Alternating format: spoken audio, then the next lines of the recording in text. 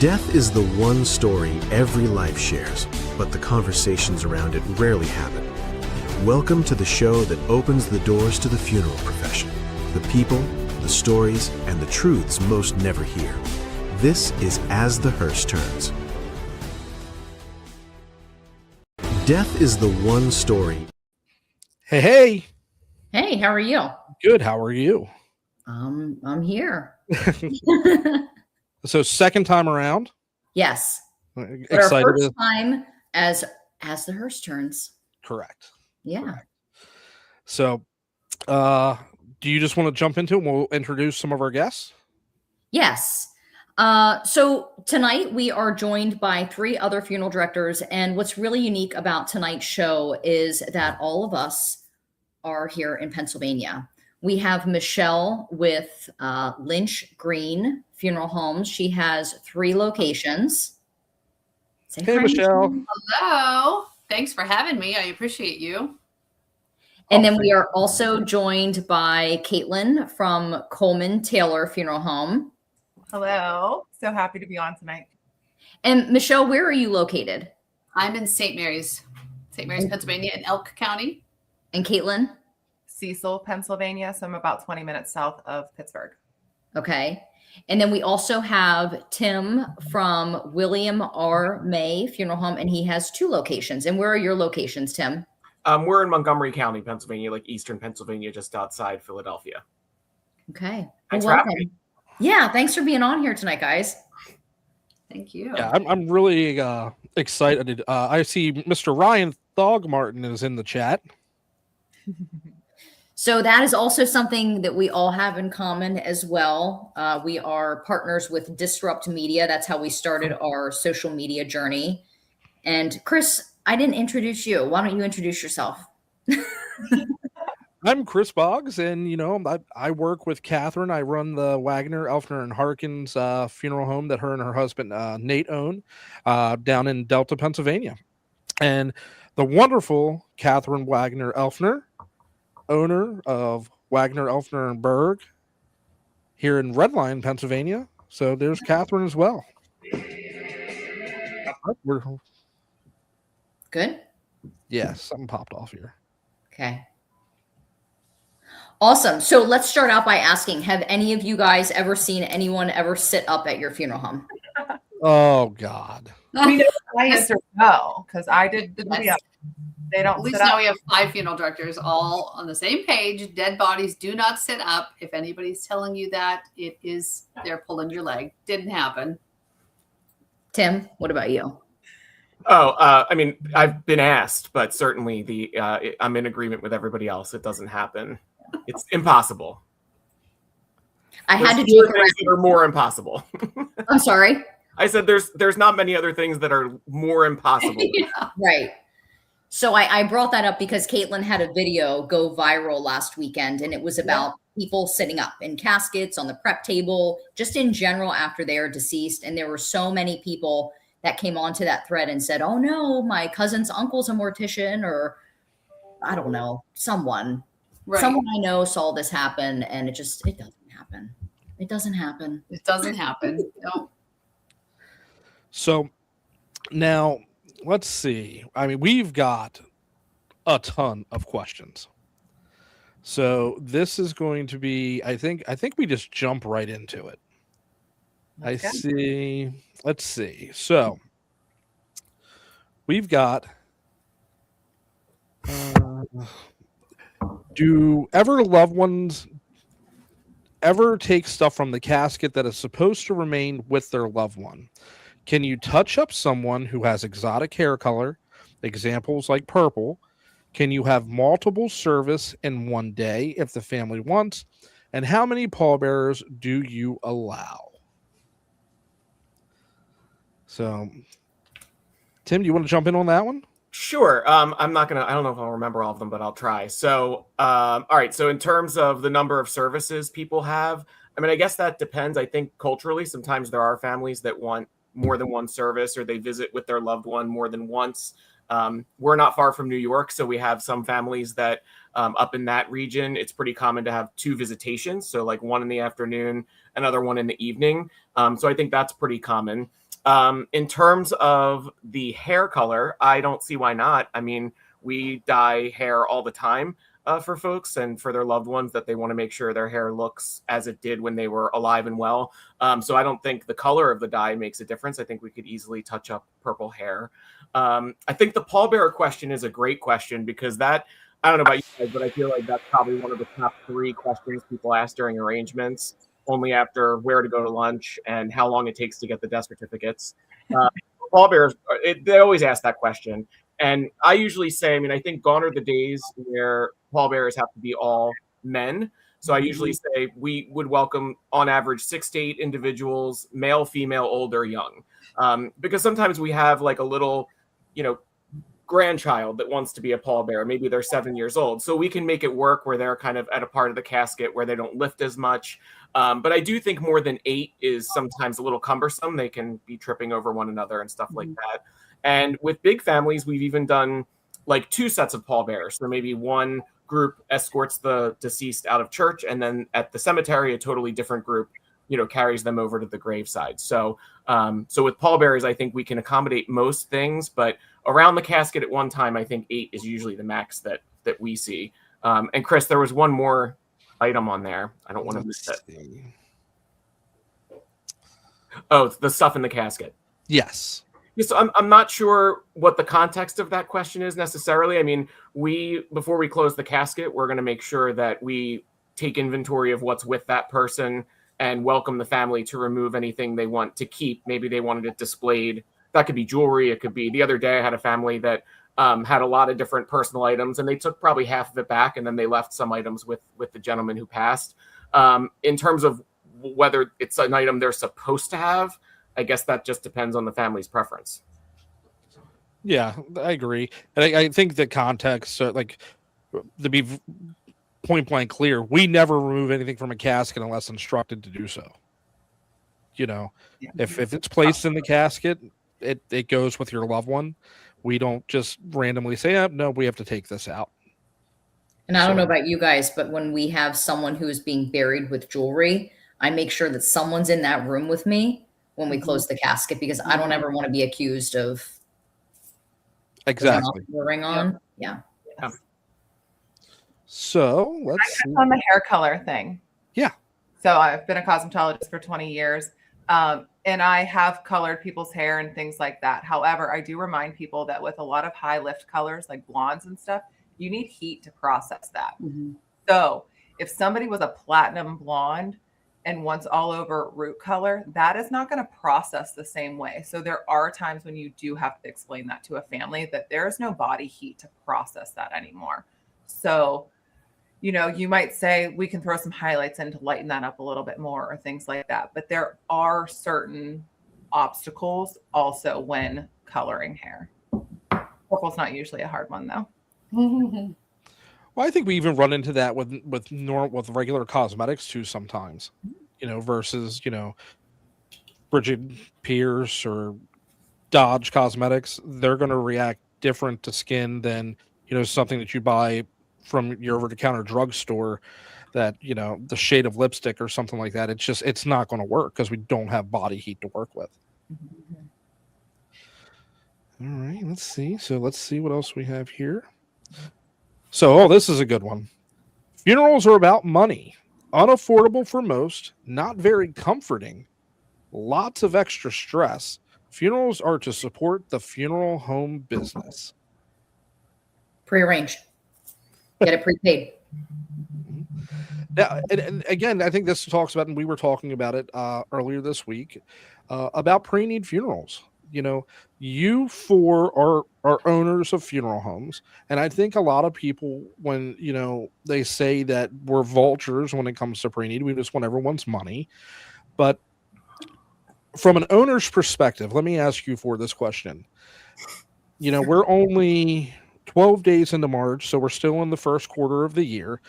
How much of a loss have you guys taken from your businesses from pre-need shortfalls? In the past month, I think we were $4,000 out or so. That you've lost. That I've lost, yeah, that we had to write off because it was funded 25 years ago.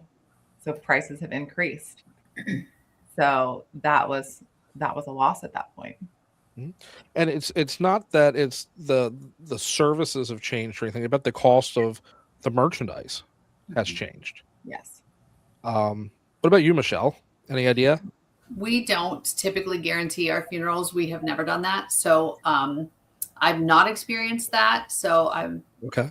yeah, probably not the best person to speak on this because we don't guarantee, and we've never done that. From a business standpoint, I've found it hard to, understand how you guarantee something that if someone lives 25 years, like clearly that cost is going to change so drastically. Like I've just never felt comfortable with that. Hey, Tim, what about you? Yeah, so far this year or even this month, I'd have to really think on that. But I will say towards the end of last year, we had kind of two back-to-back pre-needs that became at need. And I think between the two of them, it was over $12,000, maybe even more. It was a time, those contracts were written at a time when it was not uncommon even for funeral directors to guarantee cash advances, if you can believe that. Wow. And for those watching, cash advances are outside costs. They're things we can't control. They're costs that we don't set. But a lot of times in a pre-need, we'll include allowances for those items, flowers, death certificates, obituaries, things like that. And when those costs go up, we certainly can't control that at all. And yeah, we just unfortunately lost big time, especially on grave openings, because those in our area, right outside Philadelphia, we do have a lot of large corporately owned cemeteries, and those cemeteries have raised their costs significantly over recent years. So it's really hard to control that. But when it's guaranteed, and that's what the contract says, then you have to deliver and unfortunately eat that difference. Wow. So to this question, I mean, would we have businesses without funerals? Well, certainly not, because we all, 4 of us own funeral homes and work in funeral service, of course. So I wouldn't have a business without funerals, but I certainly don't look at us as people who are vultures and are just looking to cash in on people's worst moments. That's not what we're about. Right. Yeah. Absolutely. And Katharine, what about you up in Redline? Last year we took a $12,000 loss on one funeral. One service. Nate was not happy that week.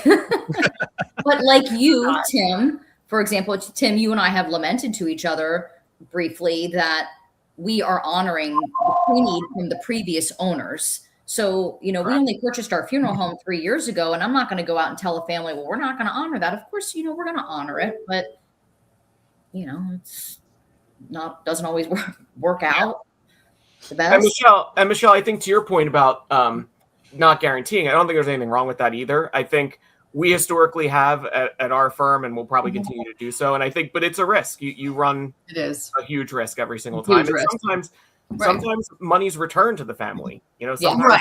That's honestly mostly what we do. Yeah. But people don't realize what it costs to run a business. The cost of your staff, the cost to have to put a new roof on. Just running a business in general is very expensive. And I've just never been one to take a financial risk like that. So we don't. Yeah. The loss that we took was from not even the prior owner, which is my father, but the prior owner to that. 2 owners ago. So we now don't guarantee pricing like Right, I think a lot of people have the misconception that the money is just sitting in your general operating bank accounts collecting money that's going into your guys' pocket, when in reality that money has to be put in trust. It can't be put into the general operating expenses of the account of the funeral home, and that money is never even the interest on that money is never rendered to the funeral home until services are rendered. Correct. So there's nothing going in anyone's pocket. So I just thought that would be something interesting for us all to discuss. But I did see one in the comments here about, we were talking about things in caskets. And Susan says, okay, what about cremations after reviewing? Shouldn't an officer's badge or medals be removed and given to the family? So anybody want to give 2 cents on that? I feel like that depends on what the family prefers. We've had plaques and medals and things like that go into a casket, but they want them left with the person when they're buried. So it completely depends on what the family wants, what the next of kin wants. Sure. I always encourage people that if it's something like sentimental, like a ring or, metals or something like that, take them off, cremate the person, and then put them in their urn so that they're still with them, but that they don't get destroyed by the cremation process. We do the same thing. Yeah. And I mean, even coming from being a crematory operator myself, if a decedent came into our care and they had jewelry on, we would remove the jewelry and we would call the funeral home and tell them they needed to come back and get that, because in Maryland we would not cremate jewelry whatsoever. Right. That Or needed to be We're returned talking to the about family. burial, not cremation. Cremation, we take everything. Let's see. All right. So what is another good question that we can jump into here? There's a lot of great questions coming through. So cremation, since we're on that topic, someone said, noticed a lot of people ask if the crematorium process smells. And I guess we didn't answer that in either a thread or a previous live that we've done. But I can tell you there's no smell to the cremation process. There's nothing along those lines. Once the decedent is loaded into the retort, that's an enclosed chamber. Nothing's getting out of there. Everything else, anything that's coming out of that machine is going up the stack. And Chris, there's no smoke, which I think is a common misconception. Mm-hmm. There's no visible emissions. The only thing you should Right. see coming out of a crematory stack is water vapor and heat. Yep. Mm-hmm. That is it. If there is visible emissions, something's wrong. Mm-hmm. Either there was a equipment malfunction, thermocouple fail, anything along those lines. So smoke, something is wrong. Somebody did not do what they were supposed to do. Tim, do you have a crematory? No. Michelle? No, Okay. Neither do not we. this time. Yeah.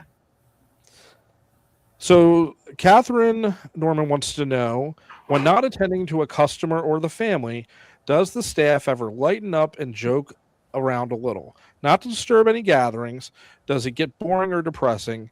It can be a monotonous, asking respectfully. It is not a regular job. It's a lifestyle. Indeed. 100%. I think we all let our hair down at some point throughout the day. Definitely. You have to. That too. That's I think how we cope with a lot of Sure. the stuff that we see every day. Is we just you go back in the back room, you close the door, and you cut it up with your staff, and then you put the game face on and walk back out the door. You Yep. need that relief sometimes. Yeah, absolutely. And there's a lot of laughter even with families sometimes. I mean, Sure. you Yeah. think you're partying downstairs, and I think that's also a sign, I think, that you're good at this, is that if you can bring a little levity, but Indeed. appropriately, especially to arrangements with people, I think it goes a long way with just, making people feel comfortable, which Agreed. is huge, I think. So let's see here.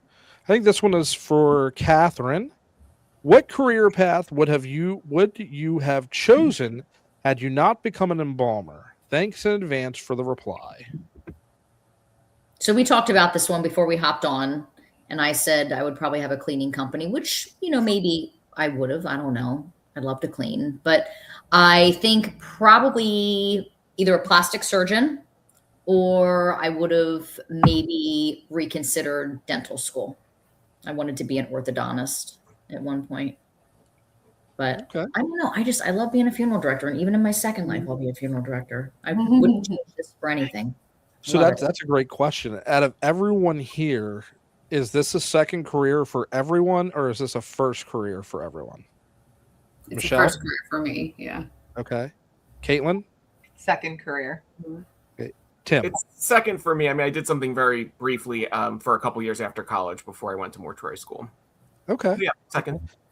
Awesome. Second for me as well.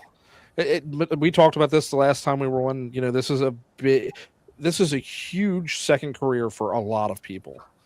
And it's never too late to go back to mortuary school. I don't care what anybody says. Yeah. Very true. I had a gentleman in my mortuary class who was well into his 60s. You only live once. Just I agree. just love life. Do it. Right? Yeah. So here's one in the comments. from actually it's Lorena. Lorena. There we go. Regarding pre-planning a funeral, what is the best way to fund a pre-need funeral contract? Paying cash, a life insurance policy, or a trust account? So I think the question's a little confusing, but when the only way you can fund a pre-need is by paying the pre-need, whether it be a check or cash. But the vehicle that holds those pre-need funds could be a life insurance policy, an annuity written by the funeral home, or it could be put into a trust account or a burial account at a financial institution. What would you guys think? We personally use insurance. Like, I'm licensed to sell insurance, so we use insurance products. We do as well. Same. Yep. We do insurance and annuities. Okay. So I thought that was pretty cool. And let's see. Let's get back to some of the questions that we were sent. So if I wanted to be the one to dress my loved one, could I do it? Do you put bras on, shoes, and pantyhose? Ladies? I personally would let somebody come in and dress their loved one if that's what they wanted to do. Yep. I think we've talked so much about transparency. I've shown you what the inside of our prep room looks like, so that's no big surprise to anybody. So if somebody wanted to do that last, gesture for their loved one, I would absolutely allow it. Bras, yes. Pantyhose if they bring them. Shoes if they want. Some people are like, Mom hated shoes. We don't want shoes on her. So Right. maybe a pair of slippers. I think it would depend on the condition of the individual. Of course, we give our professional advice and try to guide families. And if someone really insists, yes, we would let them, but we would also have them sign off on certain waivers. That way no one can come back and say, well, we should have listened to you and now we're traumatized and now we're going to sue you. Right. Yeah. Right. Yeah. Good point. And we've had families help with painting nails and doing hair, stuff like that. Makeup, I think I would be a little cautious about too, just because with someone's coloring, if there's discoloration, stuff like that, obviously we know how to apply mortuary cosmetics, but the general public doesn't. And I also find this to be the case with, depending culturally and religiously, sometimes it's like a requirement that they handle the dressing. And we've accommodated that, several times. It doesn't happen very often, but we absolutely will do it. And we are usually, of course, there. We make sure that we're there to help and assist and absolutely. the loved one, in different directions if needed, and just be assisting in whatever way, but make sure we're supervising that process. Right. So here's one from the comments.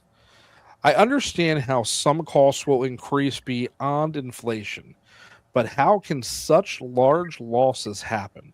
Aren't you underlying investments indexed to inflation? Here's the thing, and I'm going to, Mike. So, Mike, when you mention about underlying our investments, so we set our services and our overhead into the services side of the contract. We cannot gauge or protect against inflation from something that from the funeral home side has no control over the setting of the pricing. Most of our losses, and anybody wants to chime in, feel free to, come from caskets and vaults because the prices have gone up significantly over the years. And there's no way to hedge against that because we can't sit here and say, well, there's only going to be a 3% rise next year from our casket manufacturer when something happens globally that affects supply chains that trickles down to us. So there's no way that we can protect ourselves from that. That's why we still honor the contracts. We don't go back. We don't say, no, we can't fulfill this. We fulfill our obligation, but we do so at a loss. I don't know about you guys, but every October I get a price increase letter from Matthews, from our vault company, and the majority of the cemeteries raise prices as well. Yeah. Yep. Let's see. Jerry. Do you all offer a family upfront to close the casket, or do you only do it if they request to do it? I follow Katharine and didn't know it was an option until she mentioned it once. I then requested to close my father's this past November, and they even offered me to seal it. We don't use that word. It was a very humbling experience. I love that. That is cool. Me too. Yeah. Let's see. There's so much good stuff in the comments here, so I'm just trying to weed through a little bit. Can I chime in real quick? Yeah. My friend Kate is watching. And we provided services for Kate's dad. She's amazing. I've known her for a couple years, and she wants to know, can you build your own casket? My answer would be yes, but again, if you want to build your own casket and bring it in, we're going to have you sign off on waivers, because if the bottom drops out during something, if you're walking down steps, and you've seen these videos out on Facebook before where the bottom drops out. So we don't want to be responsible for that, but yeah, we would absolutely allow a family to bring in a homemade casket, but we would have you sign off on paperwork. I have a gentleman that he built his own, and he came to the funeral home a number of times to get measurements. He measured, he looked for the hardware, and he built his own. And now he is in the process, I believe, of building his wife's. So have you seen it? Yeah. Oh, I need to see this. I know. We had a local carpenter that in the past would make a lot of caskets for different families. Mm-hmm. Yeah. All right. Can you discuss your thoughts on aquamation, alkaline hydrolysis, and do any of us offer that service? I know none of us offer it because it's not legal in the Commonwealth of Pennsylvania. But thoughts, everybody? A penny for your thoughts? I'm all about it. I think it's interesting. Have to be open. It's interesting too. I'm I'm interested to see what people think about it. Mm-hmm. I think you're going to get more. I'm kind of on the fence about the whole environmental thing, because again, and I think you discussed in one of your videos, Michelle, recently, that after the pH of the level and the body is agitated, and then the skeletal remains are there, everything else literally just goes right back down the drain. It can go down the drain. That's correct. Yes. There's no like holding and then disposal. It goes right down the drain. Right. So that's what I was unsure with, how people would feel about that. Like, how do you feel that like literally your loved one's just going to go down the drain? And maybe some people that's okay. And just like any method of disposition is not going to be for everyone. Cremation might be for you, but it's not for me. It's all really just in how you feel about it. And if people are okay with that, then who are we to say they're wrong? Like, that's up to them. One thing I do want to clarify about aquamation is that you do get remains back with aquamation. After the agitation is complete, then the skeleton remains. The skeleton is still intact. It comes out, it's dried, and then that is pulverized and returned to the family. Well, yeah, because it's the same thing as the cremation process. Now, from what I understand, is the skeletal remains are removed from the chamber and they have to dry like under a heat lamp thoroughly. Yes. And then they're further pulverized down to the same granulated substance that cremated remains cremation yields. Katlyn, did you give your 2 cents? Like I said, I'm all for it. I think that people thought regular cremation was crazy whenever it first started. People swore that it would never take off, and it has. And I think that any options that we can give our families, that's never wrong. Everything we can offer, the alkaline hydrolysis, and now the organic reduction, which is like the human composting, which also is not legal in Pennsylvania. So if anybody was wondering, but I think those are they're going to be right for somebody. They're not going to be right for everybody. Right. But they are going to be right for somebody. And we want to be able to serve those people too. Tim? Yeah, well, first of all, sorry about that little tech glitch. It's, I'm an amateur and my laptop was not plugged in, so sorry about that. No, I think it's important to have options. I think that's what, I saw something the other day about how like kind of the difference between funeral directors selling things versus just offering options. I believe what we do is offer options, right? Like I'm not going to necessarily sit there and sell you something. I don't think of myself as a salesperson. But we're going to have the options and we're going to put them in front of you. And if natural organic reduction and aquamation fall into that and become legal here in Pennsylvania, I don't see why we wouldn't offer it. Doesn't mean it's right for everybody, just like everybody said, you know. I think it's going to be for a specific person, for a specific family.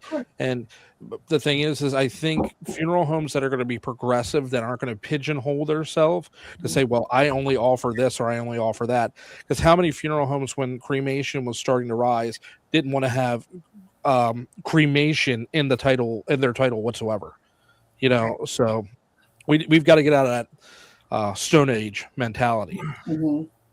Now, this I saw in the comments, and I'm curious to see if everyone's thoughts. This one might stir the pot a little bit. What would happen if at the time of death of my spouse, I don't have the funds for a funeral service?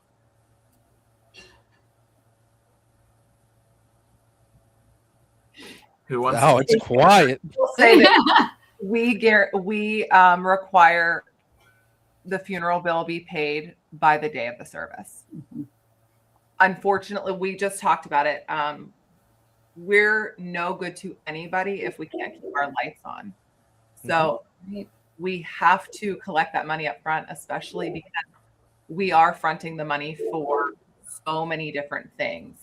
The opening and closing of the grave, which we said keeps going up. It's, you know, it can be incredibly expensive. There's so many different items that we're paying for out of pocket. So we need to get those funds so that we can give you the best service. Right. Katharine did a great video on this, and she talked about, like, you're not going to go to McDonald's and expect them to give you your Happy Meal without paying for it, or you're not going to get your hair done or your nails done without paying for it. Like, all of these people expect to be paid because they've provided you a service, and we have provided a service too. And I realize that it's at a very difficult time and a very delicate time.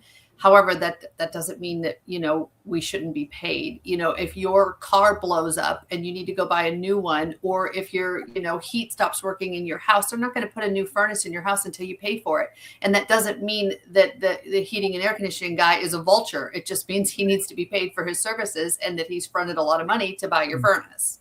Yes. So People make car payments on their house. They make gym payments monthly.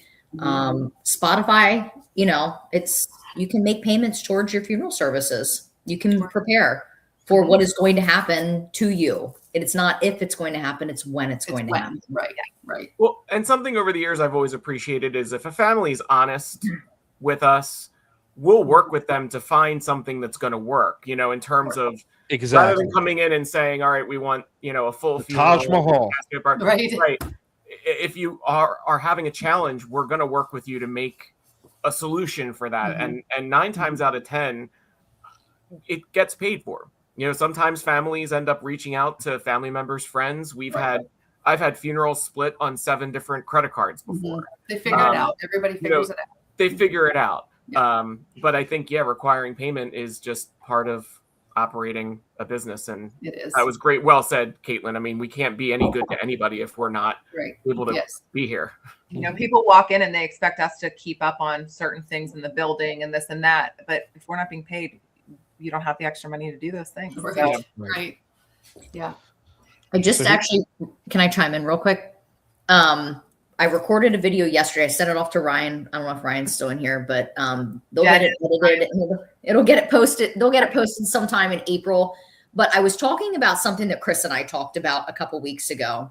And I might upset people when I say this, but when it comes to our pets and we need to have them cremated, we pick up the phone, we call pet crematory, whoever. Yeah. They refer us to the crematory. We get a price, it gets scheduled, and that's it. We go in and pay. We don't negotiate. But when people call us for their loved ones or they come in to meet with us, they are negotiating with us on price. Why is it that people, their pets are more important than their family members? It is unbelievable. And they want the paw print and they want the nose print and they want this and that, and they're willing to buy this charm and that charm. But I put a charm out called Cremation Companion, and some lady said it was a money grab, which, whatever, to each their own. But, I don't know. You I know, could go on and on. well, no, and that's so true. When we cremated Bailey 2 years ago, I was just like, take my money, give me all of this. Didn't even think twice, didn't bat an eyelash. And it's like, I want this, and give it to me. I don't care what it costs. Don't even tell me, just run the card. Yeah. But when it comes to, and I mean, it was not a couple $100, folks. It was a crematory out somewhere, probably close to you, Tim, called Abbey Glen. Mm-hmm. Yeah. And I mean, it was like a $1,200 cremation for a puggle before I got all the add-on stuff. And that's I wanted individual cremation. I didn't want a communal cremation, things like that. But we're the bad guys. Right. Well, and I will say, Katharine, what you said about negotiating, it's true. And people don't realize that families will do that. I always say that's a red flag for me. Another red flag is, mom died on Wednesday. It's now Saturday. You haven't made a decision. You come in, we meet with you, we go over all the pricing, and then it could be I've had people say, well, we'll make a decision like in the next few days. And I'm like, that's your mother.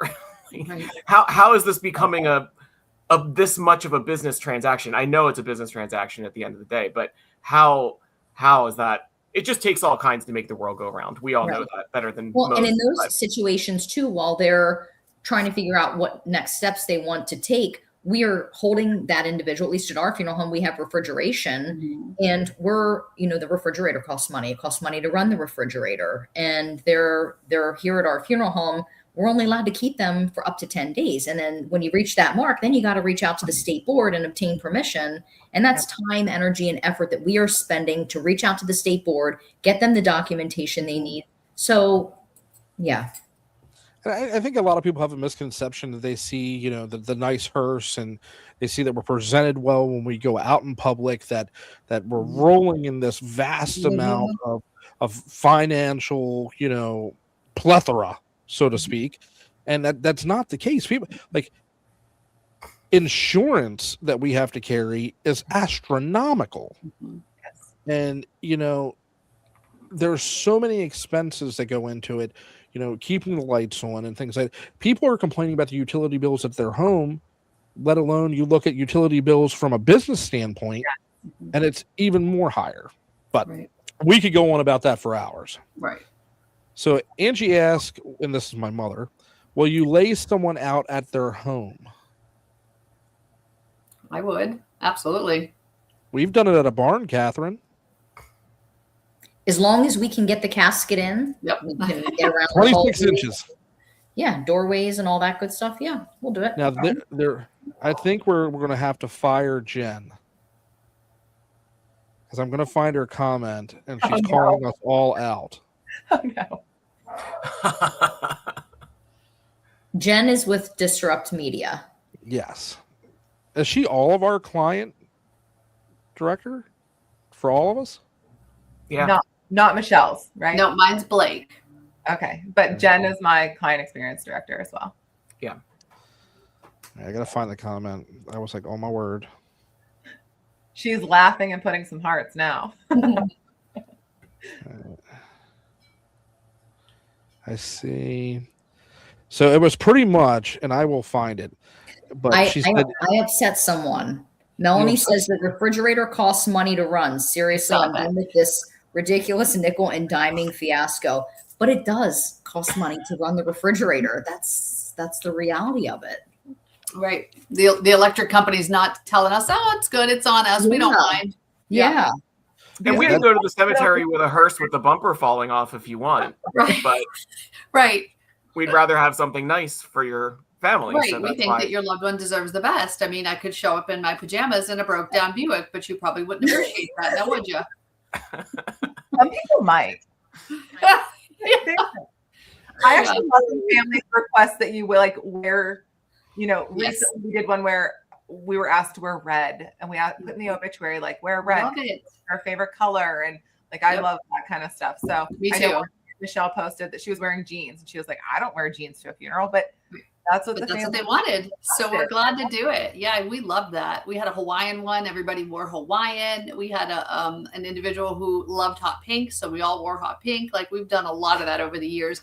And it's just, I think that's so important to the family too, that your funeral director is on board. Like if we're part of it too, like that just makes it so special for the family. Like, and we love that. We love to personalize in that way. Like it means a lot. All right, so I can't find it in the thread because there's so many comments popping up, so I had to find it on Facebook here. And Jennifer asked us all, have you all pre-planned? As a funeral director, do you make your families pre-plan, but have you pre-planned for yourself? I have. I have not. And I've actually talked about making a video about like everybody can plan my funeral with me though. So be on the lookout for that. That's, Love it. talking about it so that people can see that it's not as scary as you think it is. Like I know I haven't planned my funeral, so to speak, but I know I want to have a viewing and then a cremation. But I don't. Really? You want to be cremated? Yep, I want to have a viewing because Sure. there's value in viewing. Traditional, But absolutely. Yeah. As far as Okay. actually burial spot or something like that, because I told my wife, if you get remarried, I'm gonna be I'm haunting you. Just remember that. I'm gonna be on the I'm on the shelf watching Look at- everything you do. Yeah. That's funny. I've not like created a file for myself, no. And I will tell I'm not sure what I want. And that's the crazy thing. Okay. And Yeah. it's a great question, Jen, because it's like a disservice to my loved ones that I haven't actually figured that out. But I guess it's just, I don't know. I still am on the fence. But I think I'd probably, like Chris said, lean towards definitely a viewing because I do believe in that. I think we all do. The value of that and the importance of that. But what happens after, I'm not 100% sure yet. Okay. So let's go back and we'll come back to the chat, but let's go back into a couple of the questions. So we still have a lot of really good questions. So Katlyn, these next couple ones are ones that you sent me. Okay. So we'll put you on the hot seat. So Joe says, question, have you ever had a decedent so disfigured that it exceeded your talent and proficiency to restore? If so, would you ever bring in another mortician who was particularly skilled or recommend a closed casket? I personally have not experienced this yet. So I've owned the funeral home almost a year. I've only been licensed since 2022. So I haven't been in the field that long. However, I really love restorative work. Being a cosmetologist for 20 years, I really love that kind of work. So I would try to tackle it myself. However, if I was not able to, I am humble enough to admit that. And I would absolutely be open to calling in someone who specializes in restorative artwork. I've taken different courses. Actually, Katharine and I were in a session at NFDA this year that talked about restorative work and things like that. And this woman was brought in from somewhere else to provide restorative artwork. So I would, and some cases can be too far gone. And you have to be honest with the family about that as well. I will do everything in my power to have an open casket and give people that final goodbye and moment. But if it's going to do more damage than good, I think you need to be honest with the family about that as well. We brought in another funeral director from another funeral home to do some restorative work. I mean, it's just I won't knowing mention which your funeral. limit. What's that? I'm not going to mention which funeral home. But I mean, it's one of those things that we know our skill set. Yes. We know our limit, and it speaks volumes that you know when to tap in help or someone like that. You know what I mean? That's big. Yeah, I think being honest too about the fact that they might not look exactly like themselves either. Right. And sometimes having the family come in early, we always have the family come in early to view their loved one before the public's going to get there. But, and be honest with them. A lot of times the family will know if they were in an accident or things like that. So let them have that view and make the choice if they're going to leave the casket open or not. Yeah. I don't know if you were joking when you sent this to me, but are you married? Wait, was that my question? Yeah. Wait, were these all screenshot together? Yes, I am married. I am married since I don't know, almost 14 years. You had to think about it. So hold on. Is Chris around to validate yet? No, I wanted to make a guest appearance, but I don't think he's home yet. Let's see. Let's see what else we have. Let's break it up a little bit here. Why do some states require a bachelor's in mortuary science and others just an associate's? I'm sure it has to do with licensing requirements for the state, but I'm just curious.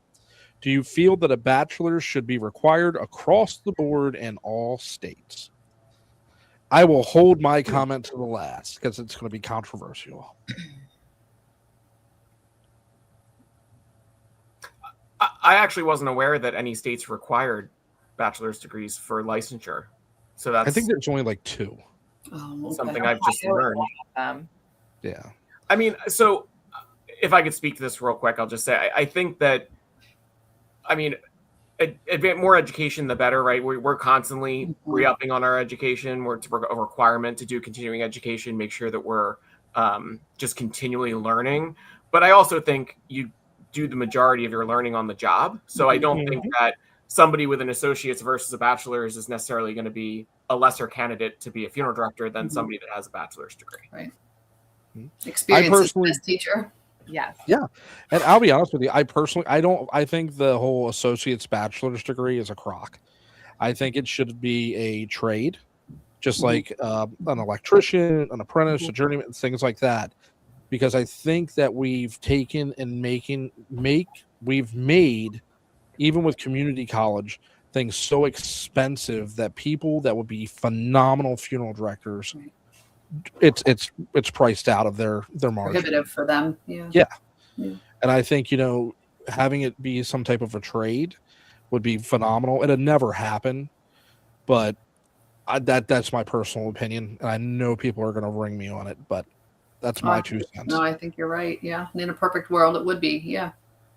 And John was chiming in, texting me, my dad, but he said, reminding people too that it's an associate's degree before mortuary school. So it's not just a 2-year degree either. So that's only in Pennsylvania.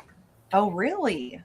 So I got I went to Nashville to John A. Gupton College. I didn't have to take any prerequisites. All my prereqs were offered through the mortuary school. So, like Katharine, you went to Southern New Hampshire before going to PIMS? Yeah, because I had a couple credits from when I went to Albright, and then I needed to finish up my Gen Ed credits, I guess. So I went to Southern New Hampshire, finished out those, and then applied to PIMS. Katlyn, did you go to PIMS?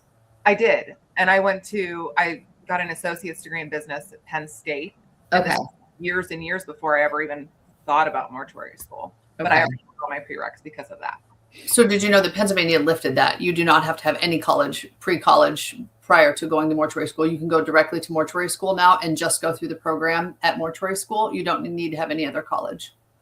Interesting. It used to be that you had to have so many credits and then you could do like the 1-year program. Now you can go directly to mortuary school, and Pennsylvania did away with that. You can go directly to mortuary school. You don't have to have any other education. I don't, but I was licensed in Maryland before I moved home to Pennsylvania. So that was my way around Pennsylvania's at that time requirement, but it no longer requires that. You can go directly to mortuary school.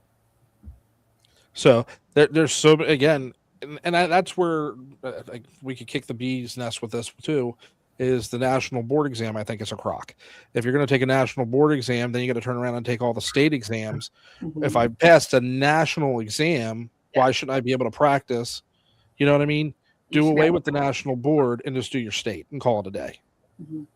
But the national board is testing the competencies for the American Board of Funeral Service Education for the curriculum to make sure the mortuary schools are adhering to the curriculum that they've set. So it's all a vicious circle, in my opinion. But who am I? Do you ever use formaldehyde-free embalming chemicals? Why or why not?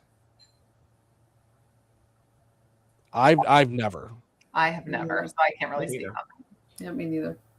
I mean, I prior at my firm prior, we were green burial certified, and all of my green burials, there was never a viewing or visitation. It was just direct burial at the green burial cemetery.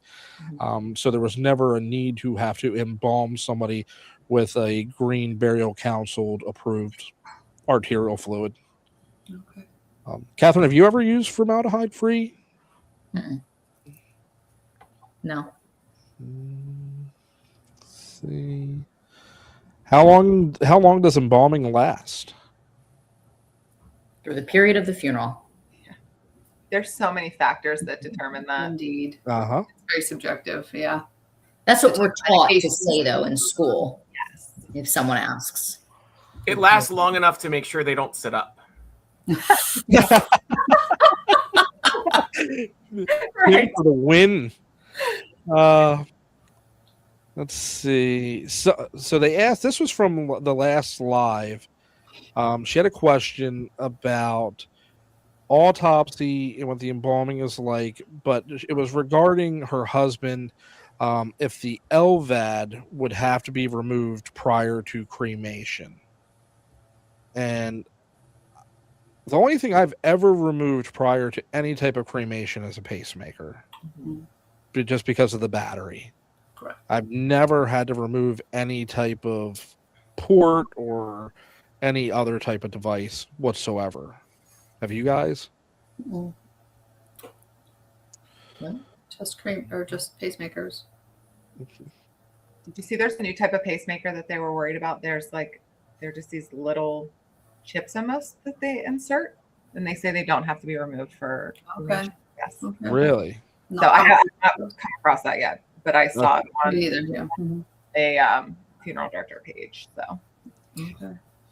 Fran has to hop off, and she wants to know if we're going to be doing this again. And the answer is yes. Fran, our plan is to do these once a month. So we hope to see you at the next one. And we'll announce that information shortly hereafter. But let's see. There was... let's see. Just wondering about burials in Pennsylvania. Do they allow for family to bury members on their own property? Here next to the cemetery, I have a grave site at the couple are buried in the backyard. It's fenced in, etc. And I know of a case where the gentleman wanted to be buried in his own orchard, standing up, not laying in the ground. So that's how they buried him, almost standing straight up. Now, So this Katharine, you've done burial on private property, haven't you? I had one burial on private property within the last year. But of course, you need to look into your zoning ordinances. You need to cross your T's, dot your I's. I mean, we contacted our attorney. They worked with an attorney. We made sure that everything was legit before we moved forward. And that was my first screen burial. Okay. nice. Very interesting. It was beautiful. I loved it. Not for me, but that's what they wanted, and it was great. Yeah. We have a family interested in this, and they're trying to establish, a cemetery on their own land. But I think it's more of an undertaking than people realize. Like, you've got to go to your zoning. You've got to contact the Board of Real Estate because that's who governs cemeteries. Like, there's a whole lot more steps involved in it, I think, than people might realize, that it might be more cumbersome than they're really in for, Yeah, I mean, if that's something that you want to do, look into that now and get your plans in place now. Don't wait. Don't wait until the person has died. Yeah, and then decide that you want to do that, because it's, I'm sure, a very lengthy process. Let's see, Michelle, this is one that you sent over. Since we're talking about green burials, could you do a video on green options like human composting, seed pod burials, green burials, etc.? Love the videos. So we have, it's my understanding that there's a cemetery about 45 minutes from us that does green burials, but we don't have any cemeteries in our county at this time that offers that. However, of course, we would be certainly open to that. We would help any family, accommodate that, and whatever that looks like. Of course, we have availability for, wicker caskets or a shroud or whatever they would like. So that's certainly something that we would help with. The human composting is not legal in Pennsylvania. And I think people maybe misunderstand how much dirt there is when that is done. It is literally like a pickup truck full of dirt, and it's more than people realize. So I think maybe for people that live like on a farm or something like that, that might be appropriate. Again, different people like different things. So we'll see about the human composting, and then the pods. So I've always sort of gotten a kick out of like the advertisement for the pods, because like it shows the body like folded in half, and like, this little AI of them putting it into this pod. And I'm thinking, well, if anybody's really, funeral directors, of course, we know that a body's not going to cooperate like that to go into this pod. Like they show it all nice and folded in half. But the reality of that would be much different. It would look much different trying to get this person into this pod. So I would be interested to see how that works. I would like, a little bit more research on that to see how you actually do all that. But I think it's neat. I think it's interesting. If I could add to that real quick too, that we have a cemetery that has a green burial section, I should say, not far from where we live. And I had a regular burial there, but I had seen the price list for the green burial section. And it was interesting because I think there's probably an assumption that green burial options are much cheaper. But in this case, this particular cemetery, the plots, the opening, everything was almost double that of a traditional burial plot. So kind of interesting. It is interesting. Yeah. Can I touch the human composting too, real quick? I also don't know that people realize that that's not like an immediate process either. I want to say that this machine basically agitates like rocks back and forth for like 45 days. So this is not like, we're going to do this. Okay. Yeah. So this isn't something like, you want to do human composting and it's going to be like an overnight process either. It's a long time. So are there skeletal remains left? Like, is there still bones, or does it completely? You get like an F-150 8-foot bed of the dirt of compost back. Yeah. And that was part of the question is, what do you do with that? Right. Particularly if you bury someone on your property, you have to disclose that when it comes to resale of the property. But what if you scatter and spread mom in the rose garden? Right. And there's, is that considered a final rust? You know what I mean? Chris, have you seen this since it was legal and it's legal in Maryland? Natural organic reduction is, and it is legal, but it's a gray area. Okay. Because the state legislator made it legal before both of the boards established statutes and regulations to govern this. Okay. So it has been legal since October of last year, and there is only one funeral home that is doing alkaline hydrolysis, but technically he's not doing anything illegal. There's just nothing governing him. But no one yet is doing natural organic reduction in Maryland. Everything is still out in on the West Coast. Okay. See, Sarah asked, do you all have to be licensed as funeral directors and embalmers in Pennsylvania? And South Carolina, we can be either or both. Both. Because we only have one license. There's just a funeral director's license in Pennsylvania, correct? Yes. There's not two. Like Maryland, there's a mortician's license, and then there's a funeral director's license. So if you do not want to embalm, you can apply for a funeral director's license. But you still have to do all of the schooling for a mortician's license. So why not just get the full license? Hey, I want to touch on something real quick that we haven't mentioned yet, and I don't think a lot of people are aware. Michelle is actually a coroner as well. So tell us a little bit about this. How long have you been a coroner, Michelle? I am actually in my 4th term as coroner. So when I was in high school and I decided that I wanted to be a funeral director, I had always wanted to be the coroner. So I was 28 when I was elected coroner. And it's something I really very much enjoy. I have learned a lot. I've made a lot of connections with people, but I really enjoy the coroner's office.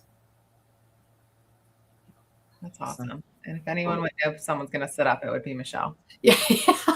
You see it from the very beginning, and nobody is sitting up. That's just not happening, people. Let's see. Can cremains be compressed into a diamond? Yes. Yes. We see them at convention every year. And they told me this year, I was looking at them. They're, first of all, they're very pretty, obviously. But their most common sale is the 1 carat round, and that goes for $12,000. Oh, wow. Oh, I didn't realize they were that expensive. Very expensive. Is that Eternova I don't remember which. out of Switzerland or something like that?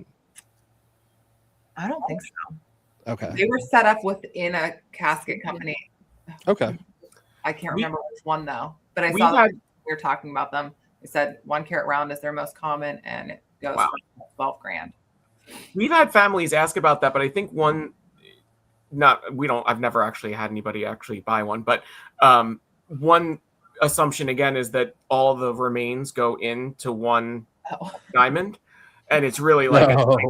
you send out like a quarter teaspoon or less, and a lot of the keepsake items are like that. There's those glass like pillars and different shapes like teardrops, and they're beautiful. They have colored glass, and stuff like that.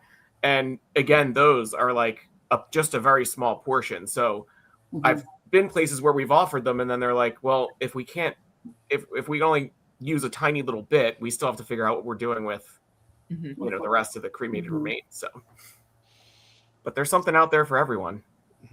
Indeed. It really Let's is. see. We've done that. Let's see.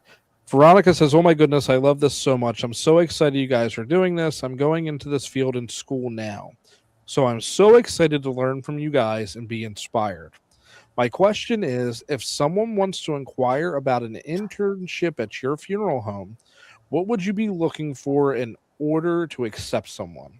I'm going to be inquiring here in my state and want to be prepared the best that I can be." So what are you looking for employees that want to come through the door? Ooh, my light just turned on. I think I speak for all of us when I say we are looking for someone who is reliable, someone who's dependable, someone who's flexible. There's nothing worse than when you have someone who comes in to your funeral home and you're on call 24/7, 365, and they say, these are the hours I can work, and I'm not going to go out at 3 a.m. Right away, for me, that's a deal breaker. Right. We need someone who is flexible. Yeah. And I think that just going into it open-minded and being willing to do anything and just not being too good for something, that's what we look for, because I'll clean a toilet, and if I'm going to clean a toilet, I expect you to clean a toilet. Yep. It's on camera. We know Chris does. Well, and I think one of the comments that you put up earlier, questions, Chris, somebody said this is a lifestyle. This job is a lifestyle. Yeah.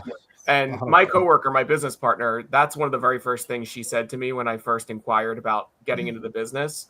And I think that's something else that, our next generation, so to speak, of funeral directors really needs to understand that.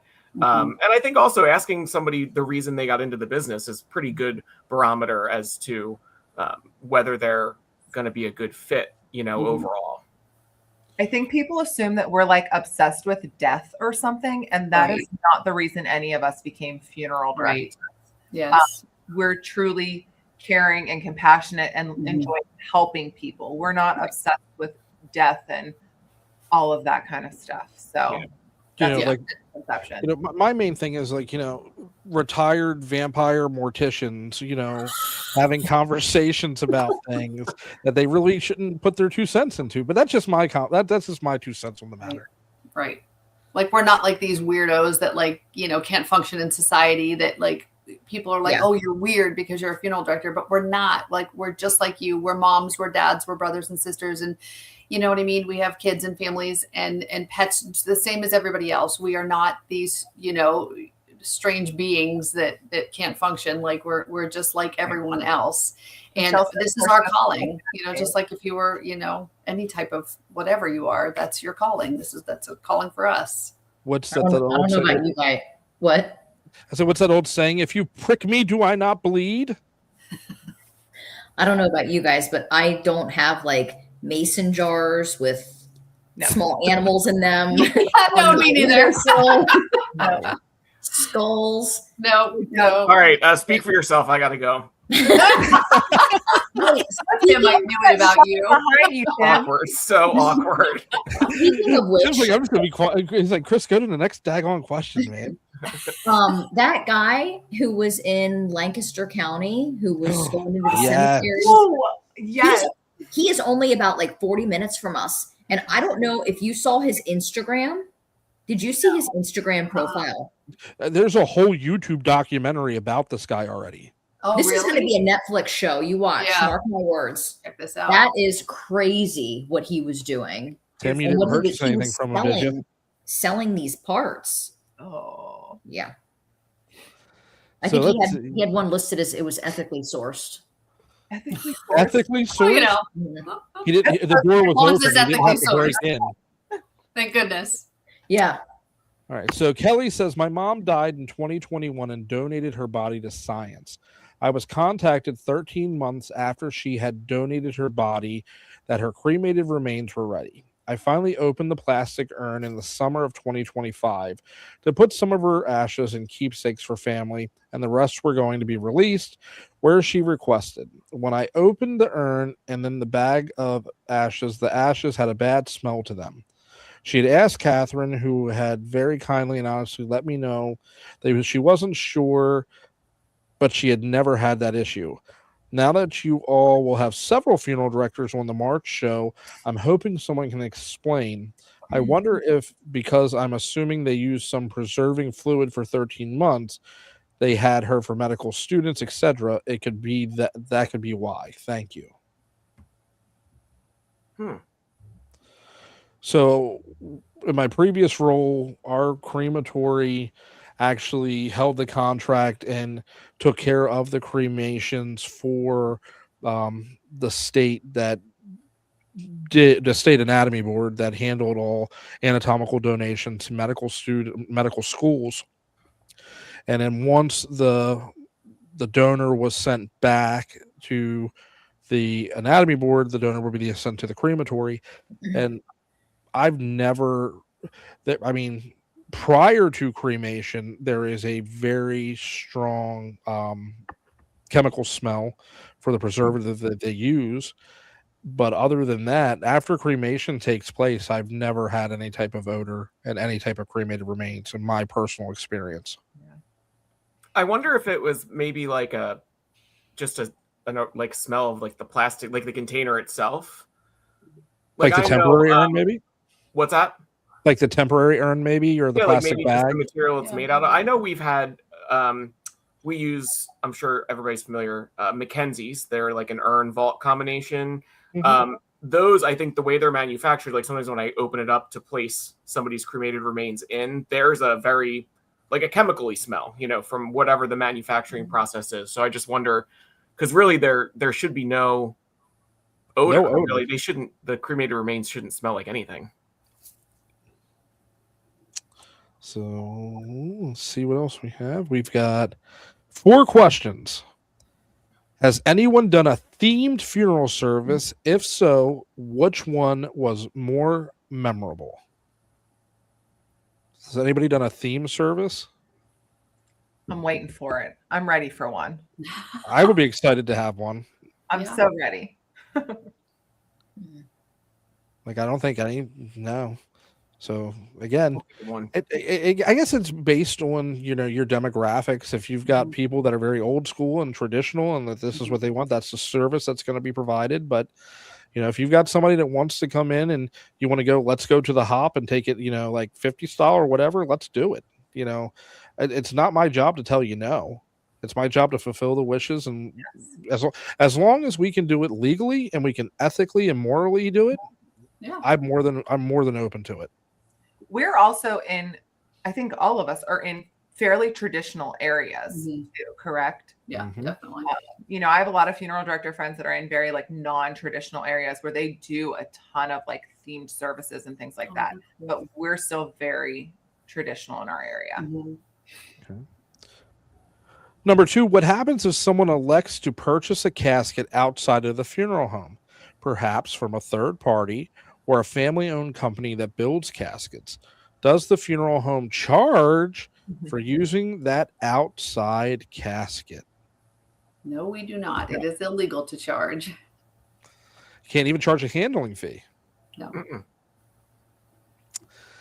What happens to the stomach, bladder, intestine, and anal contents during embalming? Does it get pushed out with the blood? Anybody want to talk about aspiration? So no, it does not come out the arterial system at all. They're treated separately. Yeah. So I have 2 cochlear implants. Do they get removed prior to embalming and or cremation? No, they don't stay. So let's see. What else do we have? We already talked about formaldehyde free. We already talked about the bachelor's degree. When you get buried, do insects eat your body, or is this a myth?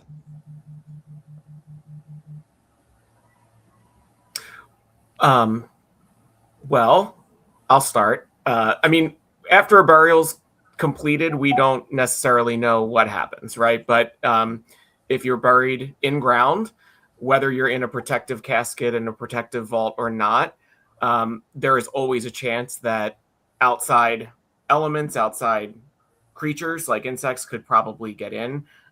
Protective vaults and protective caskets, I think, do work to help alleviate some of that. But again, we don't know for sure because 9 times out of 10, we're not going to be revisiting and reopening that grave unless there's just another interment with it. Now, with a green burial that we've talked about already, I think the answer would be yes, of course. I mean, there's going to be insects and other beings in the ground that are going to make that process happen of the natural process of decomposition. Mm-hmm. Let's see. I feel like this question may be outside the limits of where everyone else is going, but have you ever endured a penis implant that just would not lay down and die? How do you work such a thing within the deceased? I've personally never encountered this. I have not either. Tim, have you? Oh my God. We want to hear it. The answer is yes. In a very long time ago, when I was working for a different funeral home, we arrived to transfer someone's loved one into our care. And when we went to move that individual and remove the bedding that was with that individual, it became apparent that there was something there. And it was later confirmed because the family actually opted for a private autopsy, and the pathologist actually showed me where the actual pump for that is located. It was actually inserted under the skin of that individual. So what was going on prior to that passing, I don't know, but I unfortunately, yes, I have some experience with that. And this just goes to show you, if one of us haven't experienced, you have a friend in the funeral service that would be able to help you out in any situation. It's just a phone call away. There you go. How do you determine how much of each type of embalming fluid you need to use to embalm someone? Do you use an embalming calculator or solve an equation to determine the amount? Or do you just eyeball it? I'm an eyeballer. Technically, there is an equation, but I know we have like our minimum requirements for each index of fluid. So like I know how much I need to put in for, a typical embalming. But I mean, the equation's only to get you out of school. Let's all be honest here, guys. Yeah, you don't use that during. If anybody here wants to say they used that equation in the last week, I'm going to flat out call you out on it because it's not the truth. To my knowledge, I don't think my question has ever been answered via video in the past. So the embalming fluid is pumped into the body via the neck, and gravity moves it through the body. Does the embalming fluid travel above the neck into the head? If not, how is the head preserved? This is a good question about embalming. So when if you inject, for instance, through the carotid, it goes down through the body and up through the other side of the head. So then typically you would have to inject up the right side of the head to, make sure there's preservation on that right side. But typically when you inject down through the carotid, the right common carotid, for instance, it would get through the entire body plus the left side of the face. And then you would inject up the right. I mean, I think that answers that pretty well. Mm-hmm. So I got a question. A patient dies in Wisconsin. Patient wants XYZ funeral home in Kentucky to take care of them and be buried in that XYZ cemetery in Kentucky. States are just examples. Do you all make a road trip to go get the deceased then? Or do you borrow a local funeral home in Wisconsin to do the embalming? Or do you seriously travel the distance and bring them back in whatever length of time it is from the state to state and then do the embalming / cremation at your facility or local crematory? It's actually a really good question. Mm-hmm. So Katharine, you want to go ahead? Well, I don't want to use the word borrow. We would contract with a funeral home and pay them for their services, and they would do the transfer. They would bring the decedent into their care. They would do the embalming and the prep work, and then we would make accommodations to get that individual back to us. Whether that's traveling by car or arranging for an airline ticket, but there's going to be costs involved. You think you're paying someone to drive to go get them. You're paying for the vehicle. There's gas. I mean, there are costs involved in these services, and I can't reiterate that enough. Mm-hmm. And with the other funeral home charges, that's up to them. I don't dictate what they charge. Yep. Have a question. I'm retired from funeral business. Now funeral homes up north where I live are charging 5% of pre-need contracts with an assignment of life insurance. They claim this covers the third-party costs to pay the funeral home up front. They cannot wait 2 to 4 weeks for insurance. The family gains nothing from the 5% fee, and in my family funeral home would not charge a fee for using in-force life insurance policy that's under an assignment. Who wants to who wants to share their opinion? I think that maybe they're confusing the fee that is charged to process insurance. Maybe not confusing, but I'm thinking that's what that question is about, because I think it's like a C&J Financial or like a claim check. Like claim check, Claim check charges a certain percentage to process the insurance. And that completely makes sense because it is very time consuming and it is a lot of work to process all of that insurance. And so, yes, they do charge a fee, just as if you were to go to a restaurant and use your credit card, they're going to charge you a credit card processing fee. They charge a fee to process the insurance. And that just alleviates so much work from the funeral home because, truly I could have employed somebody full time just doing insurance processing prior to using, one of those companies. Yeah, and I always tell families, insurance can become very complicated very quickly. Indeed. So these companies that help with that are really assuming that risk. They're paying the bill. I think it actually streamlines the process. Like, it's worth every penny. And you're talking about a percentage. Yes. If a funeral is maybe $15,000, it's a few $100. Correct. And everybody gets paid more quickly. Right. Including the family. Yeah. The beneficiary gets paid quicker, and I think it's a very good thing. Let's see. Hi, Katharine. I hope you're doing well. Have you ever had a family ask you if you have a humanistic or humanistic funeral? I looked up. I have no idea what that. What gooprum? I don't know that word. I looked up what type of funeral it is, and it made me curious if you've ever overseen this type of service. Thanks. Also, do you oversee or actually perform cremations, or is that done off-site by someone who is trained to do it to do them and isn't necessarily a funeral director? I hope this question makes sense to you. Thanks. Okay, can you pull that up again? Because I want to get. You're gonna Google it. No, I'm gonna just snapshot. Okay. Okay. So to answer the first question, I yes. gotta Google it. Yeah, I mean, I think more and more we're seeing families that don't have a religious affiliation. They don't have a church that they go to regularly or a pastor, and they just truly want it to be a celebration, and people have the opportunity to get up and speak and really just celebrate who the person was without any religion involved. And that's why we have at our new funeral home that we're building, we're going to have our casual stateroom for viewings, and then we're going to have our formal chapel. And those families that aren't comfortable in the formal chapel setting, they can absolutely have a service over in the stateroom, and it might be a little less intimidating for them. It might be a place where they're a little bit more comfortable. So we want to be able to cater to all walks of life, but I'm seeing more and more of a shift away from religious services. What about you guys? Yeah, kind of the same thing. We definitely still have religious services. I mean, in the last couple of weeks, we've gone to probably 3 or 4 funeral masses at church. But definitely more people that are like, oh, can we just use a celebrant or a pastor that you know that doesn't include much religion because so-and-so wasn't, super religious or anything like that. Right. Not as formal.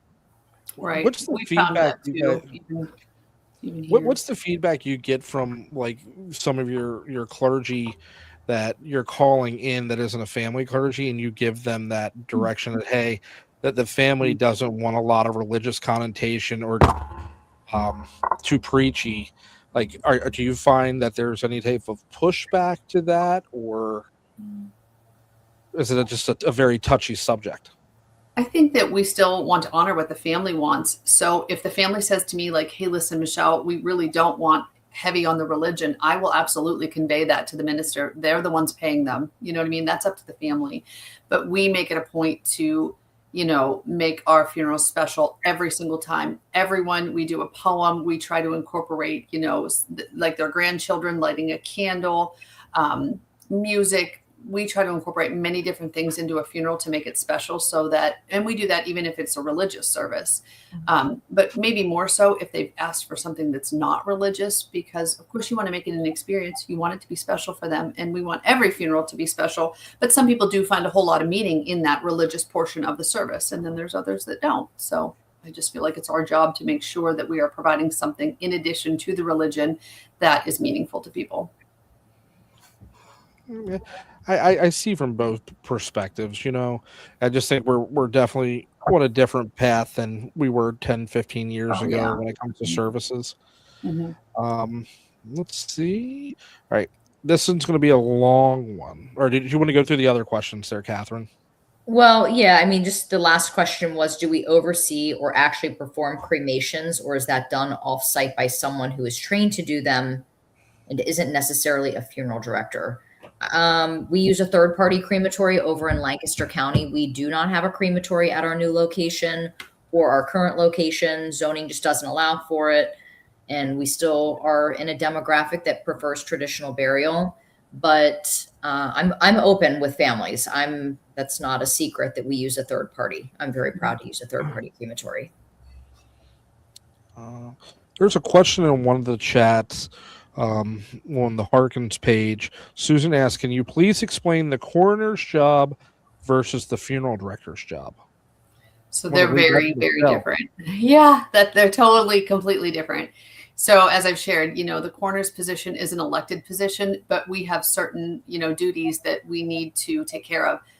Probably one of the biggest misconceptions about the coroner is that we just show up and be like, oh yeah, they're dead, and turn around and walk away. The reality of it is that we do our own investigation. We work collaboratively with the police, and at the end of the investigation, obviously the goal is that we have the same result, but that doesn't always happen. And so, when we get to the scene of a death, we are looking for, depending on what it is, like, if it's a natural death, we're looking for when's the last time they saw a doctor. What were they complaining of in the last 24 hours? Have they not felt well? Have they mentioned anything? Were they having arm pain? Were they having jaw pain? Was their face drooping? Like, we're looking for all of that information to help make an accurate determination of what happened to that person. And the other part of the coroner's office that a lot of people don't understand is that if the coroner orders an autopsy, you're going to have an autopsy. That's just how it is. So the police don't order an autopsy. EMTs don't order an autopsy. That is ordered by the coroner's office. And of course, if someone has like a religious, where they don't want us to do an autopsy, I have honored that in the past. But sometimes there's, it's a case that requires an autopsy. And so the coroner has final say on it. If we order an autopsy, there's going to be an autopsy. But we do try to take into consideration families' wishes and desires. But at the end of the day, we have a job to do, and that is to legally determine the cause and manner of the death. And so, generally, I don't mix the coroner's office with my funeral home at all for any reason. I wear two different hats, especially when I'm at a scene. If, when the time comes for the discussion about a funeral home, I leave the room. That is not a discussion I'm ever going to have with a family. I have the EMTs, the police, the neighbor, anybody else is going to ask that family what funeral home they want, because that will not be a conversation I will be having with them, because I will never create that conflict of interest. So I think that, and I think that's where a lot of people have the misconception that, you're the coroner, you're showing up at the scene, and regardless, you're going to say, hey, I can also do X, Y, and Z. Right. And that's just not how it is. Now, that's not to say some coroners, don't do that. I'm sure there's unscrupulous ones, but I have never done that. We do not ever discuss with a family what funeral home they're going to use. That is something that someone else is going to talk about with them, and it's not going to be me. So I try very hard to make sure we never blur the lines of ethical, of, conflict. I never, ever have that conversation with families. And so Pennsylvania runs on a coroner system. So some states, such as Maryland, run on a medical examiner system. And if it's a medical examiner system, they have, people that work for the medical examiner that go out and do the death investigations on these, wherever they're at. And they come back generally to a centralized location. And that is where the autopsy is performed. And then they have a state medical examiner who issues death certificates. And that person is typically a doctor. In Pennsylvania, we do not run on that. We run on a coroner system, which means every county except 3 of them have an elected coroner. And then, we issue death certificates, we issue cremation authorizations. So it's a completely different, scope of work than what we do as a funeral home. Have any of you witnessed an autopsy? I have not, but I would love to. Yeah, the one I was talking about earlier. I must have missed that. The implant. What? The implant question. Okay. I watched that autopsy. Yeah. We can actually see them at Lehigh Valley. You can call and schedule to go and watch one. I'd like to. Really? That's interesting. Yeah. They're interesting. So let's see. What else do we have here? We got a couple more. We have one that's very, very in-depth here. It looks like 9 questions, Katharine. So, at Wagner Elfnerberg Funeral Home, what is the weirdest thing you've ever seen on a body? Like a really bad decay, something medical they didn't expect, or anything that messed up your normal preparation? So I took a picture of that. We're going to go through these real quick. The first question I don't feel comfortable answering because I don't know if someone's family member is here on this live, and that's just not an area I want to go into for confidentiality reasons. 2, what's the strangest thing a family ever asked me to do? Like dressing the deceased in something wild. I mean, I've put fake eyelashes on people. I put a beehive wig on a little old lady before. That was really cool. I've had unique requests with cremation asking for certain body parts back. How much makeup do you actually put on the deceased to make them look normal again? Is it just a thin layer, or do you have to pile it on? I prefer to do my cosmetic work while embalming. so that I don't have to use a lot of actual makeup on someone. I really try to avoid using makeup as much as I can. But I had a family a couple years ago and they said, Mom caked on the makeup, so cake it on. To me, that was unnatural because I'm not used to putting a ton of makeup on someone, but we did it. That was their request. And then do people take pictures like selfies or real photo shoots with the deceased during the viewing? What do you do when that happens? I stand back and let them do their thing. If they want to do that, that's totally fine. Every now and then we'll get a request to take a picture of someone and send it to the family. And my answer is, I won't do that. But if you want to come in and take pictures, you absolutely may. I don't feel comfortable having those pictures on my camera. Yeah, I don't think I've ever taken a picture of a scene for a family member. You know, if that's what they want to do, that's up to them. As long as it's actually, you know, the next of kin. Right. Yeah.